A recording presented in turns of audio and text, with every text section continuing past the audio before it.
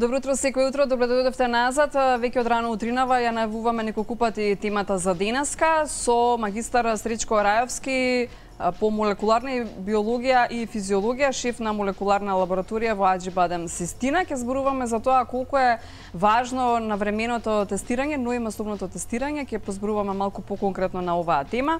Најпрвен, добро ви утро. Верувам добро се чувствувате во студиото на телевизијата. Добро утро, добро ве најдов. Поздрав до вашите гледачи.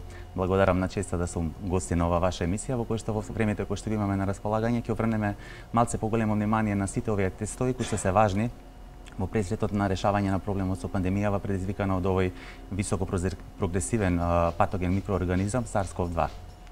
Токму така, затоа што, знаете зошто ја отворивме оваа тема и мислам дека е вистинското време за тоа, со оглед на тоа што на светско ниво се најавува втор бран.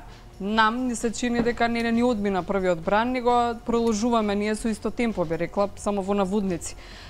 За жал.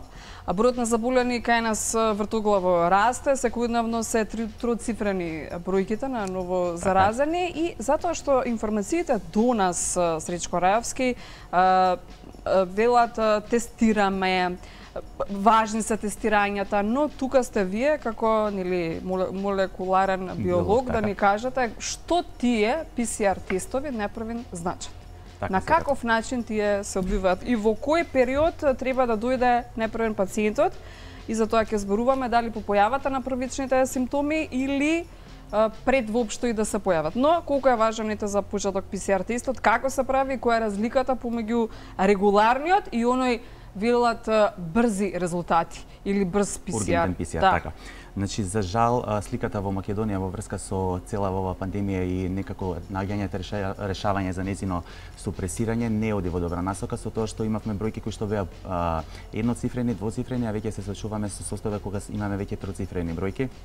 Секако ќе напоменам дека клиничката болница Аџибадем Систина уште од самиот почеток го поддржа моментот она што го кажуваат нашите најголеми репери, тоа се клиничките болници од Америка, од Западна Европа, како и Светската здравствена организација, дека е потребно да се поддржи масовниот скрининг. Зошто е потребен? Потребен е заради тоа што на тој начин ние вршиме селекција на категорија која што веќе е докажан причинителот на COVID-19 и ја извојуваме таа популација од онаа кои што се негативни, односно да кажам условно суспектни лица кои што би можеле да се заболат.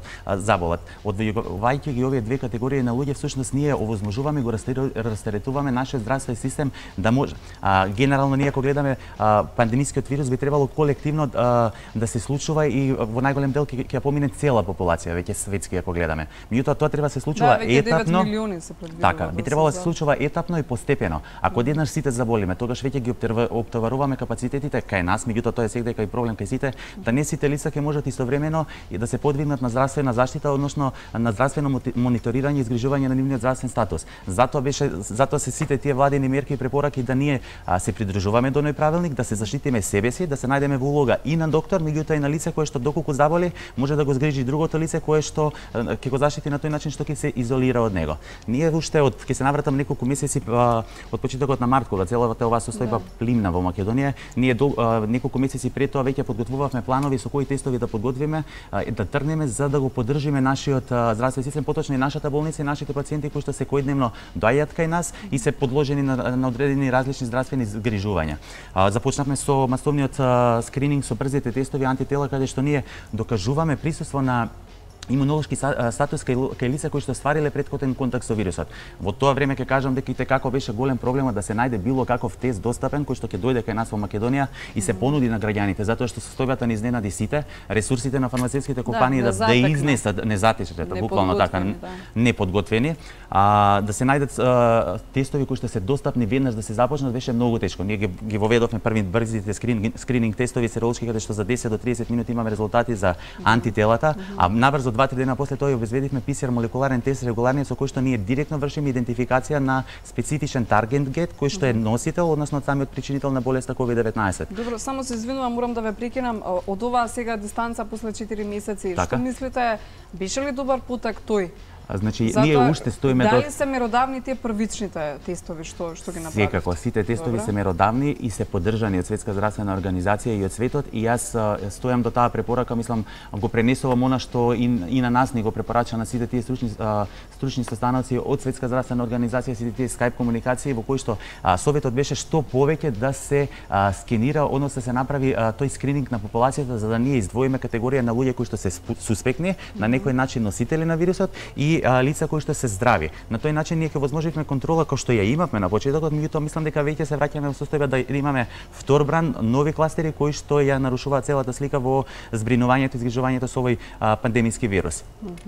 А кога е најидеалното време да се направи ПСР? Најидеалното време, се уште постојат истражувања кога е најсоодветно. Почувствуваат некакви симптоми или така, значи препораката оние што се првични, кашлица, висока температура, веќе симптомите ни се добро познати на сите и на јавноста. Но постојано се менуваат. Со оглед на тоа што нели зборуваме за нов вирус и Светската здравствена организација исто така беше како неподготвена, затечена и тие постојано ги менуваат сите тие, па и симптоматологи и дека тие што не развиваат никакви симптоми, асимптоматски пациенти кои што се всушност ние претпоставувам дека секој од нас може да се најде во состојба да го носи вирусот, но е важно да навремено се тестира, да знае што носи во себе и да знае да се згрижи и себе си, меѓутоа да го згрижи и оној кој што не го носи вирусот. Јас ако сум асимптоматски, тоа не значи дека пренесувајќи го мојот вирус, наречеме сите ние имаме дома лица кои што имаат одредени коморбидитети, односно нарушена здравствена состојба во кој што кај нив вирусот може да плине и да развие таква силна клиничка слика која што директно го лимитира, односно го загрозува квалитетот на живење на таа особа. Затоа е важно да ние сите се тестираме. Може да се каже кое е идеалното време за она што првично почнавме вела дека по суспектен контакт, сега зависи нели првично беше да имаме и епидемиолошка слика и клиничка индикација. Епидемиолошки да сум бил во контакт со лица кои што претходно има остварено контакт со вирусот или е детектирано дека е позитивно, а клинички да веќе јас појавам симптоми кои што укажуваат на самиот причинител на COVID-19 болеста. Идеалното време се препарачува да биде после 14-тиот ден. Меѓутоа во поново време веќе ние сите лица кои што се суспектни и има сомневање дека оствариле контакт со вирусот се тестираат после 7-тиот ден од контактот, односно од сомнителен контакт со веќе за докажано лице кој што го носи вирусот. Или секогаш или секогаш, затоа реков ова е кај лицата кои што има ќе се надоврсам на вашето прашање, кај лицата кои што веќе постои одредено сомневање дека носат вирус, односно ги имаат тие симптоми, задолжително е веднаш да се направи тоа тестирање. А асимптоматскава категорија, ние сите знаеме со кого се држиме и кој со кого бил во контакт изминатиот период. Треба да сме совесни, сега веќе се доведуваме во состојба да секој граѓанин мора да ја покаже својата совесност, така, за да доколку има таква информација дека лице со кој што претходно бил во контакт и е докажан вирусот, да истиот во неговата најблиска лабораторија, односно соматичниот доктор појде до лабораторија и го спроведе истиот тест за да се заштити себе си, меѓутоа го заштити оној друган веќе со кој што понатаму би комуницирал. Тоа се тие мерки кои што секој од нас треба да се придржуваме, а можеби ќе биде субјективно кога идне на моментот, меѓутоа тоа некако и генерален став дека како граѓани малце тоа го превидовме. Така, а сега за резултатот на ПСР тестот, ако е лажно негативен. Од што зависи неговата точност? Значи лажно негативен. Кога ќе кажеме лажно негативен, лажно негативен, што би значило? Постојано нели велам информациите кои доаѓаат до нас е првиот тест е негативен, вториот тест е позитивен. Сега зошто тој прв е негативен? Затоа што вака, тестовите кои која одредува? Точноста која одредува. Светската здравствена организација произведува китови кои што треба да бидат верификувани, меѓутоа и валидизирани. На почетокот имавме само верифицирани китови кои што немаат помината валидација од страна на Светска здравствена организација и истите тие треба сите ние лаборатории кои што ги воведеме овие молекуларни тестирања требаше да се придржуваме до протоколите кои што Светска здравствена организација ги понуди. Сензитивноста на ПСР молекуларните тестови за среќа е најголема, таа е 99,6% со точност и веродостојност на резултатите. Меѓутоа не постои апсолутно 100% тест. И сега врз точноста на целиот тој резултат, важна е таа клиничка слика на пациентот, епидемиолошката слика, преданалитичката фаза, правилното земање на бриз и специфичниот кит за детекција на самиот вирус. Лажно негативен наод ние ќе добиеме на пример кај лица кај кои што денеска сум бил во сомнителен контакт со лице кај кои што е докажано причинителот на COVID-19 и утре кога одам да се тестирам. Моето тело можеби стапило и сварило контакт со вирусот, меѓутоа процесот на инкорпорирање на вирусниот вектор во мојата клетка и до процесот на развивање на симптоматологија бара период на инкубација. Инкубацијата вели трае од 4 до 7 дена, од 4 до 14 дена. Да, и тие се менуваат. И тие се менуваат. Имаме лица кои што симптоми се појавуваат после 23 ден. А капацитетот на детектабилност на китот за детекција на вирусот е над 5 копии на интернационални единици на милилитар. Под 5 не детектира ни еден тест во светот. Сензитивноста и специфичноста на тестот на сите тестове Светска здравствена организација е над тој лимит. Тоа значи кај лице кои што денеска сме детектирале не сме детектирале присуство на вирусот, имаме негативен аут, доколку оно стварило контакт со вирусот, има копии кои што се под детектабилниот период на самиот тест, значи во периодот што следи тие вирусни компоненти, односно вектори ќе се инкорпорираат во клетките, ќе се размножат доволно и веќе на следниот тест, после 4 до 5 дена ние ќе ги фатиме и ќе го добиеме тој позитивен аут. Значи тие се условно лажно негативни наути.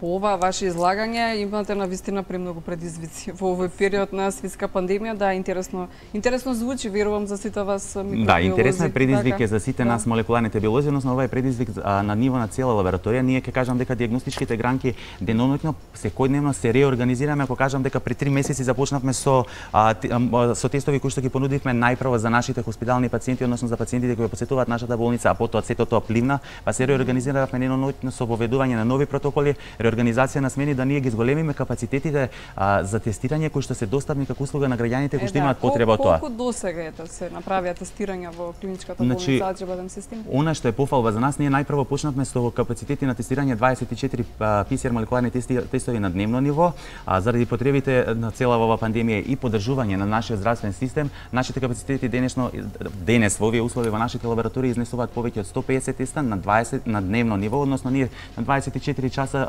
реферираме најмалку 150 наоди. Вкупно бројот на изработени тестови поминува преку 6000 тестирања. Тоа е добра. Тоа е добар скрининг, точно, добра селекција и поддршка на нашиот здравствен систем во кој што со нашето реферирање, со нашите наоди кои се верифицирани и веродостојни при Институтот за јавно здравје, веќе директно Институтот за јавно здравје, односно епидемиолозите кои што се во тесна комуникација со пациентите кои се афектирани од овој вирус, се подвигнуваат на збринување, на самоизолација, карантин или нели здравствено исследување доколку се појават манифестации кои имаат клинички слики кои бараат потребата.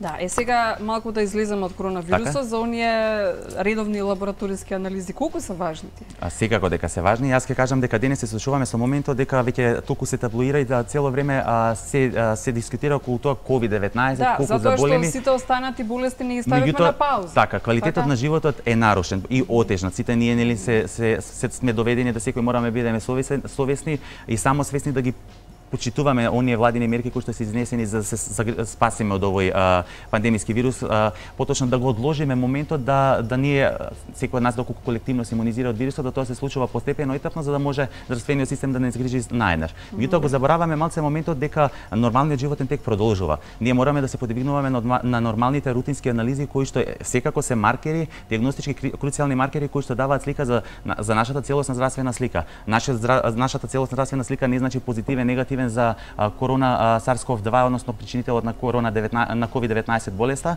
Тоа значи дека други дијагностички маркери кои што луѓето ги имаат, односно одредени коморбидитети кои што е потребно дијагностички навремено да се третираат преку спроведување на нормални дијагностички тестирања, независно дали од биохемиски, од микробиолошки или од остана тип на дијагностички тестирања, односно маркери, потребно е да се подигне свестоста кај граѓаните да покрај COVID-19 ги спроведуваат регуларно и ги запазат оние сите дијагностички марки за навремено да превенираат, односно мониторираат доколку се случаи осапување на одредени параметри во нивниот систем. Па кои лабораториски анализи се најбитни за да се открие некоја друга сериозна која лабораториска анализа, тоа е веќе дефинирано и веќе прашање за ординирачкиот доктор. Оној кој што прв комуницира со пациентот е ематичниот доктор. Тој што според симптоматологијата и проблематиката кој што ја укажува пациентот, понатаму го советува на одредено лабораториско исследување. Ние што ќе го кажам моментот сега што е особено важно, нашата лабораторија исто во пресред на цела оваа пандемија се реорганизира и направи воведе уште еден нов проект, односно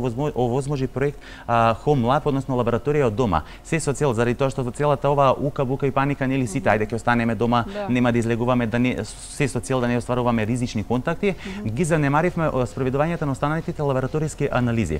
Во тоа име, за да ние навремено ги превенираме и следиме одредените клинички маркери, односно дијагностички маркери кај пациенти кои што има докажано претходни нарушувања на здравствениот здравствената состојба, ние возможуваме специјална екипа која што ќе биде достапна на нашите граѓани да биде повикана дома во домашни услови со почитување на сите безбедносни мерки предвидени од Светска здравствена организација, почитувајќи го вработениот кој што оди на терен да земе и да изврши флеботомија така и укажување на заштитни мерки на пациентот кој што ќе дојдеме дома во неговата комфортна зона да земе примерок за испитување, укажуваме на заштитни опреми во кои што го заштитуваме и вработениот, меѓутоа тој кој што се зема примерок, овозможуваме услуга во која што ние на пациентите ја доставуваме лабораторијата да им биде достапна од дома. На тој начин ги стимулираме да ги спроведуваат нормалните лабораториски диагностички маркери за мониторирање, односно следење на веќе нивниот претходен здравствен статус. И верувам дека како лабораторија во Ачибадем Систина сте најгорди кога ќе превенирате некоја сериозна болест. Тоа е задоволство на сите.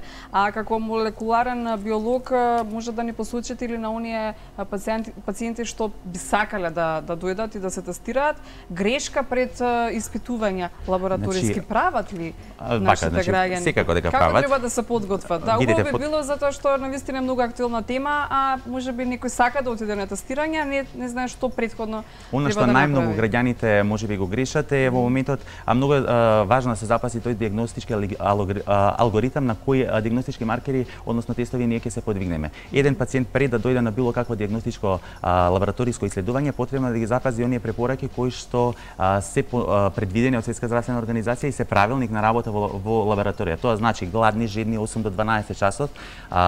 Гладни и жедни 8 до 12 часот. Тоа обично се прави во ноќните термини, после 22 часот не се консумира ништо во раните утрински часови после 8 до 10 часот се советуваат граѓаните да дојдат во лабораториското место или да не повикаат ние да отидеме кај нив, се спроведува процесот на ВН функција земање на биолошки примероци кои што се подвигнуваат на лабораториско тестирање. А зошто тоа се прави? Заради тоа што во момент ние кога консумираме храна треба да бидат точни резултатите. Треба да бидат точни. Тие директно го лимитираат веродостојноста на лабораторискиот наод. Ние кога сме јаделе претходно, консумирале шеќери, консумирале алкохол и имале бурна ноќ да кажеме, следниот дел кога се подвигнеме на одредени лабораториски тестирања ќе добиеме лабораториски маркери кои што се вон референтниот опсек и кои што на докторот понатаму му ја искривуваат јасноста на клиничката слика, односно на анамнезата на тој пациент. Нас ни е важен за запазување на тој базален метаболизам на телото во кој што ние имаме директен увид во неговата основна состојба во телото. И уште едно последно прашање како заокружување на вашето денешно гостување во Добро утро секое утро. Во услови на пандемија, ете па колку е ризично да се прават лабораториски испитувања? Што мислите вие? Значи би било добро за сите нас или има некој ризик фактор? Не знам. Или колку прават рутинските лабораториски испитувања да биде поризично ако се одложуваат? Значи ризично. Што е подобро? Секако дека е ризично да се одложи било кое лабораториско исследување. Она што е советот за здравата популација да се на 2 пати во годината, односно на секои 6 месеци се спроведат основни лабораториски тестирања. Ризик е да тие истите се одложат. Одложувајќи одредени лабораториски тестирања, ние го одложуваме увидот во нашата здравствена состојба. Ние со лабораториските исследувања не детектираме болест, меѓутоа детектираме промени во нашиот систем кои што укажуваат понатаму кои што укажуваат на присутен ризик кој што може да доведе до одредено заболување. Докторот за тоа известување навремено го превенира, односно мониторира здравјето на самиот пациент. Важно е да се прават тие лабораториски исследувања, односно сите лабораториски исследувања, независно се состојбата предизвикана од овој пандемиски вирус, се со цел да ние навремено се превенираме и го одржуваме нашето здравје во најдобра состојба. Токму затоа и лабораториските луѓе и докторите например вас ве консултираат да речам за добра диагностицирање на болеста, прво лабораторија, па после тоа да одредам диагноза. Така многу е важно во телото. Секако, јас велам дека круцијално лабораториите ако ги гледаме некако делуваат заднински. Меѓутоа сега денешно време со оваа пандемија всушност го потврди она дека всушност лабораторијата она првиот дека сите сте важни. Дека сите сме важни и еднакви, всушност приказната не почнува само пациент доктор, него понатаму има континуитет и ефективноста на комуникацијата со сите здравствени единици, односно дали диагностички, дали независно кој тип на диагностичка алатка станува збор, и учествуваат како целина во збринување на клиничката, во збринување на здравјето на еден пациент. Исто што е за пофалба можеме да кажеме дека во цела оваа пандемиска состојба да го намалиме тој страх на пациентите, ние овозможивме и онлайн комуникација со онлайн доктор. Ние имаме на пример доктор кој што е достапен онлайн да спроведе Skype или онлайн комуникација со нашите пациенти кои што на пример сме отишле кај нив, сме спровеле домашна венефункција, сме добиле лабораториски наоди, сме ги проследиле до кај нив, имаме ефективен лабораториски систем и комуникација, нашите наоди се директно на увид со нашите ординирачки доктори, односно со нашите доктори во нашата болница, па понатаму тој доктор може со онлайн комуникација да го мониторира здравјето на тој пациент, да го згрижи, да не го изложува на ризик да излегува надвор и да биде во директен ризичен контакт со пациенти кои што се суспектни за ковидот, меѓутоа и да го следи и превенира неговото здравје независно со која проблема или потешкотија истиот се соочува. Се надевам и за новата ваша програма Комлаб ќе имате само позитивни резултати. Ви благодарам за вашето гостување во телевизија Алфа и навистина корисни информации дознавме за лабораторијата. Така, ви благодарам и вас на поканата. Јас само ќе го поздравам моментот и ќе го поддржам она што Светската здравствена организација го советува до сите нас да се придржуваме до тој масовен скрининг и да сите граѓани бидеме малку посовесни и да ги спроведуваме сите потребни алгоритми, односно сите потребни тестирања, се со цел да навремено се превенираме и го намалиме штетниот ефект од овој пандемиски вирус, затоа што здравствениот систем е веќе истрошен, а ние како граѓани можеме да допринесеме да го поддржиме и да му ја лесниме работата, а ќе му ја лесниме ако сме сите совесни и морални. И да ги кажуваат точните резултати. Да ги кажуваат точните резултати, така и точни одговори. И точните одговори. Исто ќе го кажам моментот дека сме и достапни да излеземе во секое време на терен, еве се веќе се случуваме со состојба да голем број луѓе сакаат да се тестираат, да прават масовен скрининг и веќе го прифаќаат тоа граѓаните. Веќе има сите сме хипокондрици, се плашиме дека сме носители на вирусот или некако сме се инфицирале, така да имаме решение и за нив. Ние имаме мобилни екипи кои што се достапни и може да стигнат во било кое време во нивните фирми, независно дали се градинки, школи или било кои институции, да го поддржат потребата да спроведат одредени тестирања, се со цел да навремено се превенираат. Да, вие како клиничка болница Аџи Бадем Систина, ние како медиум нели општо одговорни сме пред се и потсетуваме за превентивните мерки да се почитуваат, да бидеме свесни и совесни на највисоко можно ниво.